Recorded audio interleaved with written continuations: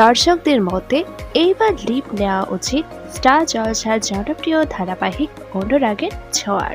দীর্ঘদিন ধরে নায়িকার প্রতি নায়কের খারাপ ব্যবহারে অতিষ্ঠ হয়ে পড়েছেন দর্শকেরা।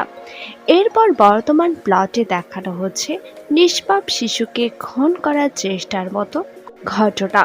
এই ধরনের ঘটনা আশা করেননি দর্শকেরা। শুধুমাত্র তাই নয়, এত অন্যায় করার পরেও কোনো শাস্তি হয়নি মিশকার।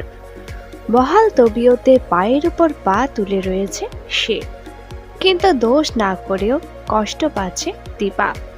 এইদিকে মেয়ে কোমায় চলে গিয়েছে, সে নিয়ে মাথা ব্যথা নেই একজন বাবার।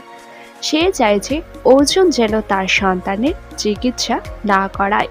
কোনো ধরনের অনুতপ্ত না হয়ে নির্লজ্জের মতো সে তর্ক বিতর্ক করছে দীপার সাথে। এই সমস্ত বিষয়গুলো মোটেও ভালো লাগছে না দর্শকদের। তারা চান খুব শীঘ্রই সোনা এবং রূপা বড় হয়ে প্রতিবাদী চরিত্রে দেখানো হোক তাদের।